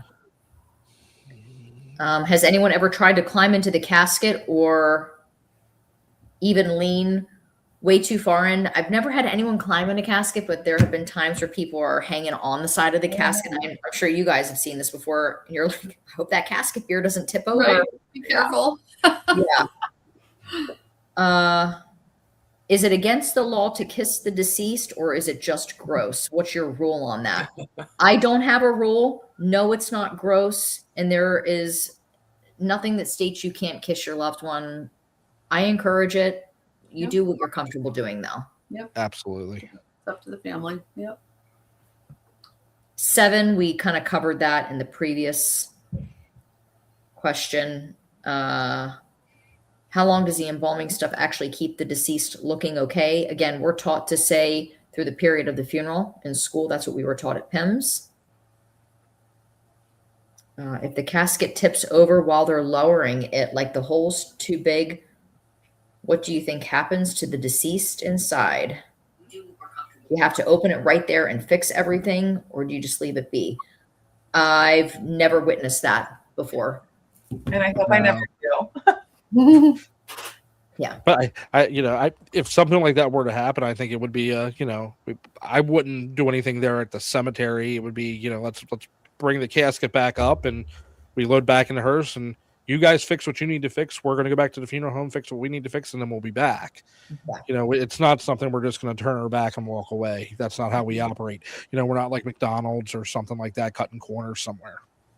Well, and a lot of times that's why these vault companies won't lower your loved one until you walk away from the gravesite, because if something does malfunction, they don't want people seeing that. There's that whole viral video that went around on the internet probably about a year ago. I think it was that cemetery in Philly. Mm-hmm. The whole grave collapsed and the lights went down, the pallbearers went in. Oh yeah. Yeah. Yeah. That was, to be fair, that was the cemetery. Like the cemetery dug all that like that, but I'm sure she took a lot of flack for that. And that was an oversized grave space, wasn't it, Michelle? I don't think so. I know her personally. No, I don't believe it. It was an oversized grave space, but it was the cemetery. They had everything covered with the rug. I want to say rug, but you know what? The green things. The greens, yeah. And so it was hard for them, I think, to see, and that was definitely on the cemetery. I think it may have been too like a little oversized by accident. Oh, perhaps you're right. Like perhaps like the grave digging. Oh, I see what you're saying. I'm sorry. Maybe I misunderstood. No, you're fine. I think they overdug and then the boards were not stable. I agree. Yeah. And then the whole thing. When it goes in, you see that the space looks way bigger, but I don't think it was like intentionally for an oversized. Right. I don't think the casket stuff was vault. meant to be oversized. Yeah. Yeah. But everyone was pointing the fingers at the funeral home, and it wasn't the funeral home's fault. Right. But it wasn't her fault. She didn't dig that grave. Like that didn't have anything to do with the funeral home. Yeah. And that's one thing I've always said. I don't care where a bad experience happens outside the funeral home. At the end of the day, it's always going to be, well, at Mom's funeral, this was that. And, either it was a cemetery, if it was a venue, if the florist did something wrong. It's, well, who took care of that? Well, it was Lynch-Green, it was Wagner, Elfner, Berg, it was Coleman-Taylor, it was William R. May. Right. Which we had nothing to do with it. Right. But we always carry the burden. We do always and have always. Yes. Mm-hmm. people, if they're upset about something, it still comes back to the funeral home, even if it had nothing to do with us. Yeah. Yep. So let's see. We've got. Can you pass this anonymous question on to Katlyn for tomorrow? Can life insurance be used to prepay for a funeral? I know this is a dumb question, but how do people prepay when they can't get their life insurance until they pass? So life insurance can be used to pay for your funeral. And like we said, there are a lot of options, like it's called claim check, where you're paying a percentage and we can get that processed right away. Some insurance companies are quicker than others, but sometimes it's not feasible to wait 8 weeks to get paid. So, we're still asking for the funeral to be paid in some capacity while you wait for that money as well. Yeah, and I think too, like we have families that will ask us if they can like change ownership of a policy to us or make us the we just recently had a family where we were the beneficiary of a policy that was kind of set up under a pre-plan. But the caveat to that, of course, as we've talked about, is that we're not going to guarantee anything then. Like I know, some of us on here don't guarantee anyway, but like for us, we wouldn't be able to guarantee anything. We can just say, well, then we'll process that claim at the time, but that's just going to be a credit towards what the costs are. So let's see. And then we have, if a person who passes has an implanted chest port for chemo, are you able to use that port for embalming?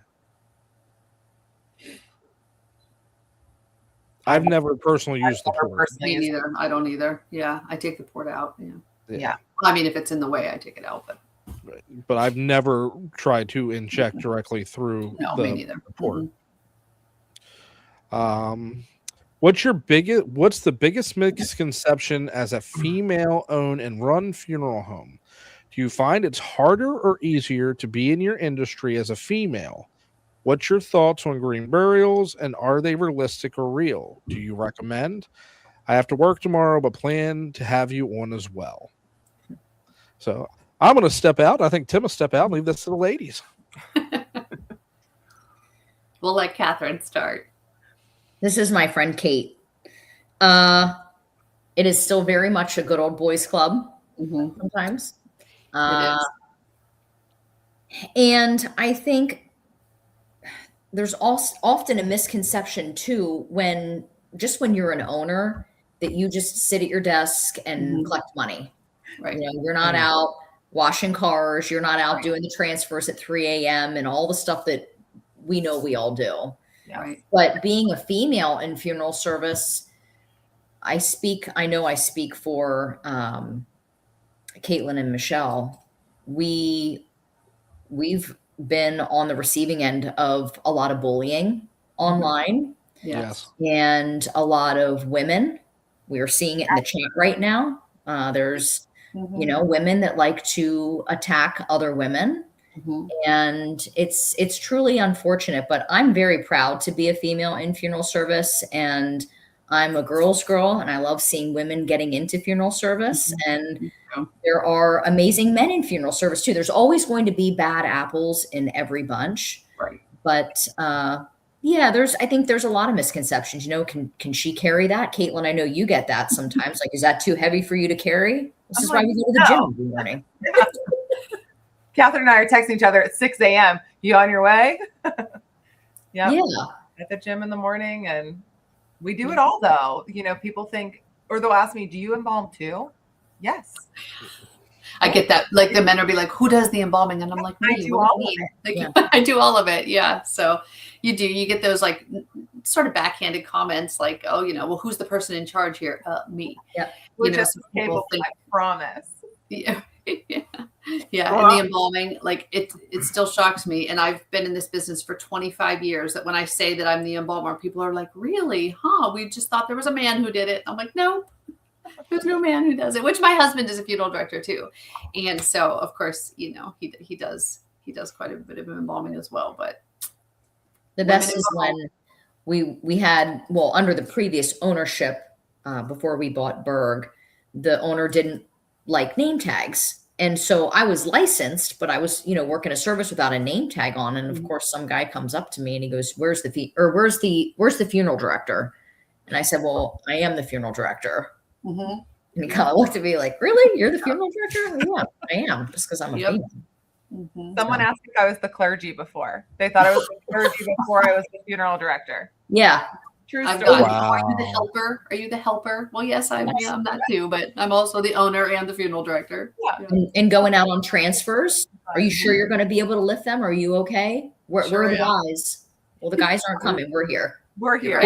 What was that video you just did a couple days, not too long ago, Katlyn, where it's like you're walking through with all the chairs and it's like, what guys asked me, do you need help with that?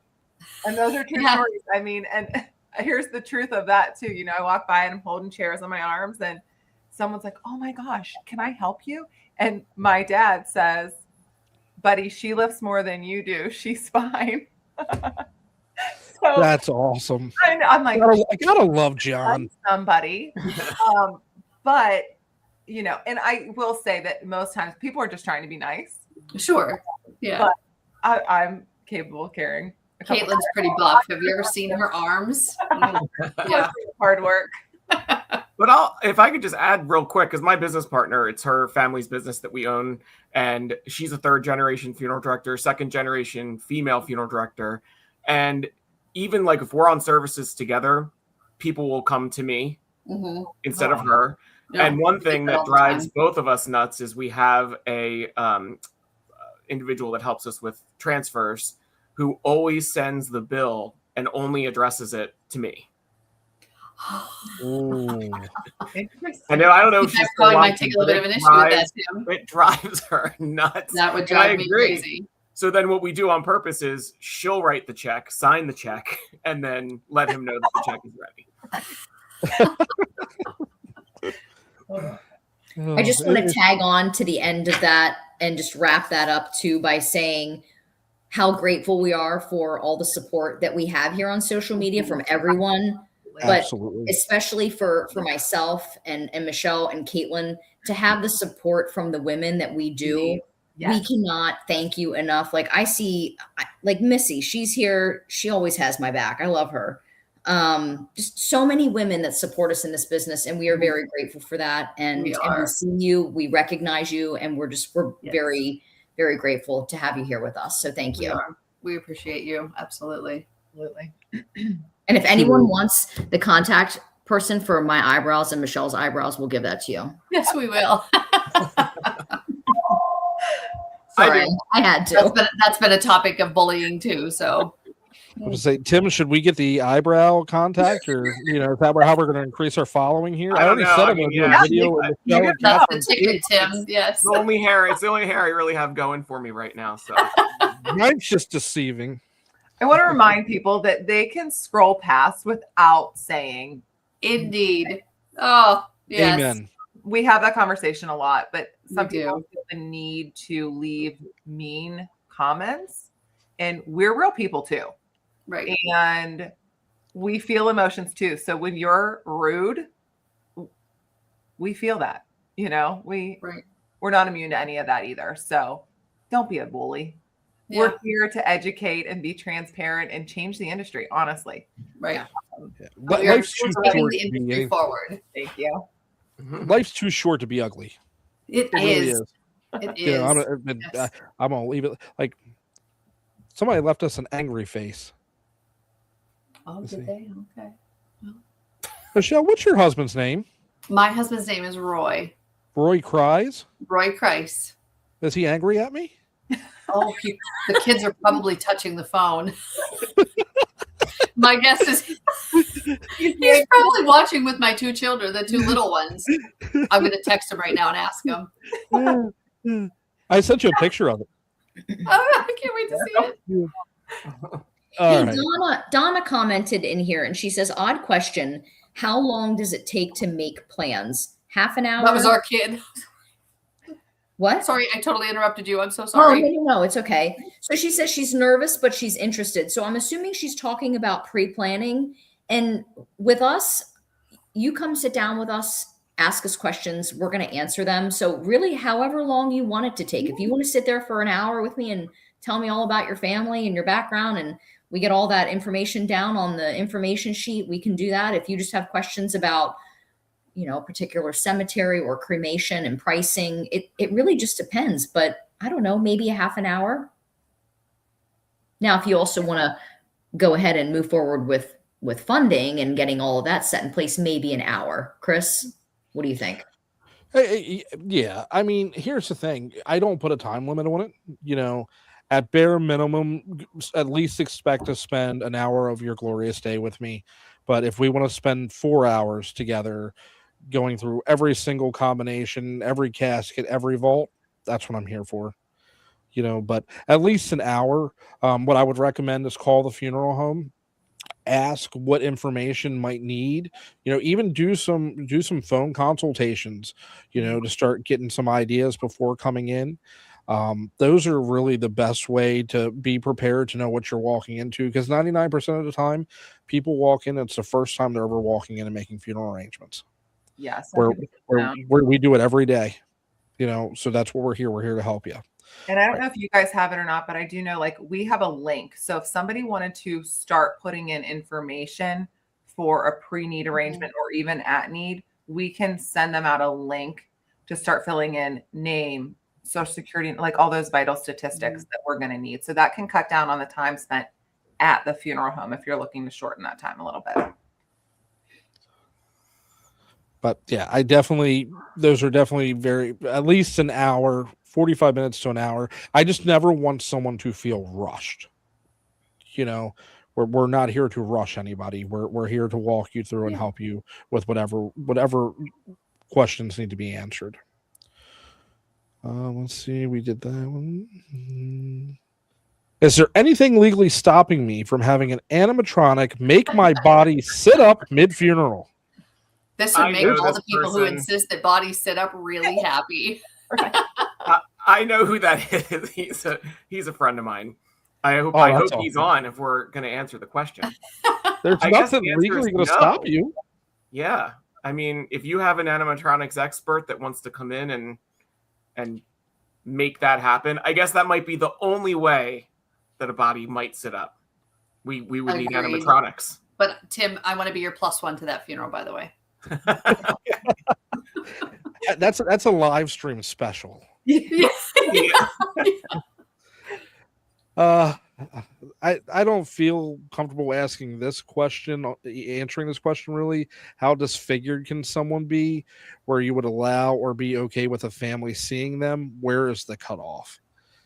I'm going to give a family my professional opinion and best advice, and at certain point highly recommend that there not be. And I am so pro viewing, visitation, final goodbye, identification. So the person would have to be very far advanced and very far gone before I would recommend someone not being able to see someone. And there's other options too. So sometimes, the person's face simply isn't viewable, despite, the very best restorative artist. It's just not. But there are other options. We can, maybe cover the head with a blanket or something respectful and allow the family to see their hands. We've done that many times. And so sometimes even just the family having the chance to hold their hand and still see them, but with, not everything, it has been very helpful and, good for them. So. Agreed. Thank you, Missy. We appreciate you. Don't feed the troll in the comments. We agree. I love Missy. Don't feed the troll. She's great. She's awesome. Let's see. We only have a couple more, and we are getting to the last 10 minutes here. Let's see. Michelle, this was one you sent over. If one donates their body to science/medicine, are you involved in that process in any way? So typically, yes, you need to have a funeral home involved in that process, but it depends on the school. I learned this today, actually. I had spoken at length with a lovely lady from the Cleveland Clinic, and I never knew this, but did any of you know this? That the Cleveland Clinic runs their own donation program, but they're very selective about who they accept. and that they file their own death certificates, and then they have the person cremated and given back to the family. But they said that they get a lot of requests, and they don't, that they're very selective in who they accept. And I think that's kind of across the board with medical schools. People think I'm just going to donate my body to science and that it's free. However, it's not free. The body still has to be removed from the place of death. The death certificate has to be filed. The burial transit permit has to be secured. You still have to get permission from the county coroner to cremate that person, because that's what typically happens at the end of the donation process. And so typically a funeral home will still walk you through that process. And especially because a lot of times people still want to have an obituary. They still want help with all of those things. And sometimes they still want to have a service. And so there are funeral homes that work, exclusively with the schools in transporting the bodies to the medical schools. But yes, there generally is a funeral home involved in that, but not always, as I learned today. Well, and a lot of these organizations and schools, they're going to require that someone be held in refrigeration. If there's a period of time that lapses between when the person, obviously when they passed, and when they can get to the place, they need to be in refrigeration. Right. And that's obviously something we can help them with too. Absolutely. Yeah. We do that a lot. In our region, because we're close to Philly, we do it quite a bit. And you're absolutely right, Katharine. They have to be in refrigeration, and the process is pretty quick for us. Like, they come into our care probably. I mean, the medical schools want them usually within 48 hours at the most. Right. And so it's minimal involvement, I guess, to some degree. But to Michelle's point, we might still be involved with memorial services and all that kind of stuff as well. And I always tell people to have a backup plan, because not everyone is accepted. Everybody thinks it's a blanket acceptance. That is not how it works. They have a lot of different, as this lady on the screen is saying, they can decline. And then you do need to have another plan in place. It's also actually have that planned before you pass. Sometimes it's too late when people try to start that process after someone has died. Right. Mm-hmm. Yep. Chris, you remember at our funeral home a couple weeks ago, we had this situation where the person had passed, and right away the family says, well, they wanted to be donated. They wanted to donate their body to science. And I said, okay, have you done anything? Have you made any phone calls? Are they registered anywhere? And they said no. And I said, okay, well, we'll of course we'll do the transfer. We'll bring them back to our funeral home, keep them into our care. And you need to start working on this process. You need to reach out to an organization. And about 4 days went by, and the family never got the paperwork back to the organization, and they were declined. Yeah. At that point, the family called me and said, well, we don't have any money to pay for anything. What do we do? And we went over that in the beginning. We need payment. I need to pay the crematory. Right. We need payment prior to services. So you absolutely need to have a backup plan, even if you are pre-registered somewhere. Right. Have a backup plan, please. Absolutely. Yeah. Yes. And do your homework about where you're donating your body to. Yes. Chris, Yes. You've dealt with this advocacy and everything, but there's not a lot of regulation behind things. Nope. So you want to make sure that you're going with a reputable medical school and not just some random person that contacts you. Because tomorrow morning I can decide to open up Chris's Gift of Life in my garage, and there's no local or federal regulations against that, and it's a very scary situation. So do your due diligence. It's something that we're fighting for as like a national organization, though, to get every year in place with Congress to have more regulations behind that. Mm-hmm. So Nick is a funeral director that I actually met at Meet the Mentors with the FDA, and he asked, "Can you have a service with the body present before anatomical donation?" Since we physically can't prepare the body and embalm the body has to be kept in such restricted temperatures throughout time that normally prior to anatomical donation, there's not going to be that type of time. My recommendation would be, if it's anatomical donation, that you be able to pay your last respects at the place of death. But thereafter, and now anatomical donation can last many, many, many, many, many months, to where you could be 13 to 18 months later getting your loved one returned to you. And at that point, you could have a memorial service or a celebration of life, but not before. Do you guys all work with Matthews? I do not. Boo.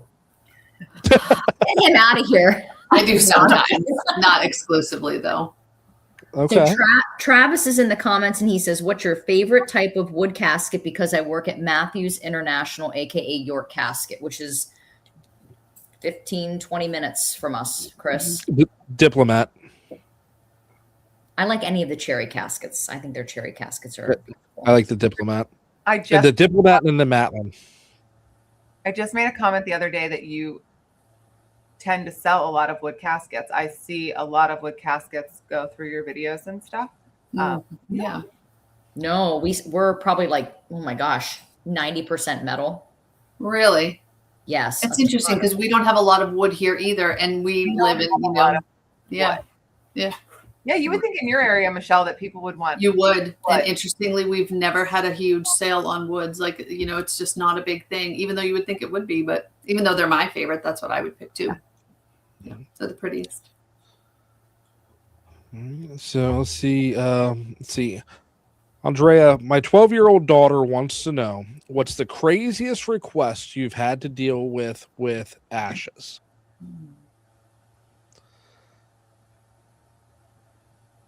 Returning someone's hip back so that they could make it into a gear shift for their car.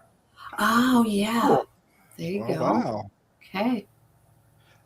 That's interesting.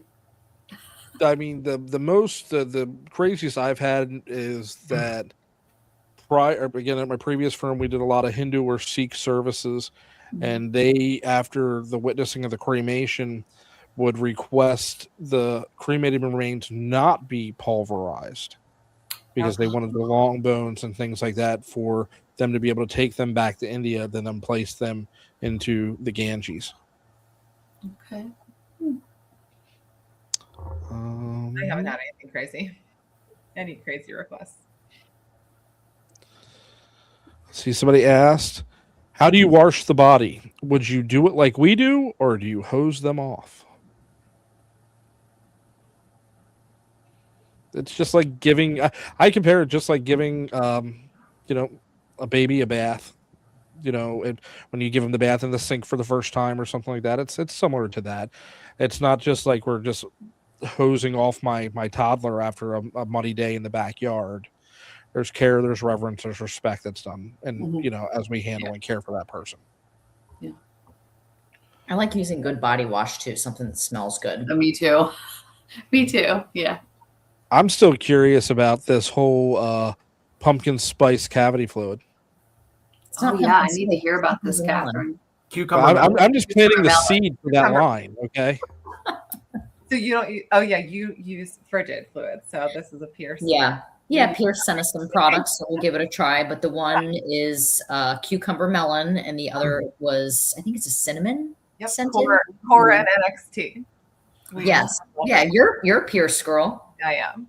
Yeah, So we'll give it a Sue says, I'm from Tennessee. Why would a loved one's hair and back of neck be wet during a viewing? Shouldn't be. Yeah, it shouldn't be. Couldn't be. Yeah, that moisture is not our friend at all when Right. it comes to we try to make sure people are thoroughly dried and moisture is not good. So I Clean and don't dry. even. It sounds like an incision was leaking. Yeah. Could be Yeah. wicking. Can someone have their loved one's gold teeth removed? It reminds me of that show, that documentary that was recently on HBO. Oh yeah. The mortician. Yeah. Yeah. This question came up with a pre-need for me recently, and so much so that the person was insistent they wanted me to get them in touch with a dentist, because I think many years ago the gold used was valuable, but now you'd pay a dentist much more than the gold is probably worth Right. to remove it. So it does come up though. People ask. I'd say a few times a year people ask about it. But we will not remove them, by the way. If anybody's Right. asking, No. funeral home will remove them. No, we will not take your gold teeth out. Absolutely not. But I figure since we are going to wrap it up here, this question or comment, I think we all should just give our true thoughts on. Miss Melanie Kaufman has been leaving some wonderful comments throughout the entire thread. And Melanie says to Jennifer that this funeral home will bleed you to death. And that's not accurate. We do not remove all of the blood during the embalming procedure. That is a myth. But we hope you enjoyed your time with us, Melanie. We hope you keep boosting us in the algorithm and commenting and power us on. We thank you for your wonderful time. Anything anybody want to say before we get ready to roll out here in a second? I just want to thank everybody for being on, and Chris and Katharine, thank you so much for inviting us on tonight. This has been great. Truly a pleasure. Like, I have enjoyed every minute. Thank you for having us, and thank you to all of our followers too. Like, I know we had a lot of people that were looking forward to this, and what a pleasure. Like, this was so much fun. It was great. Ditto. Hang on, guys. Give me 1 second and just don't go anywhere, okay?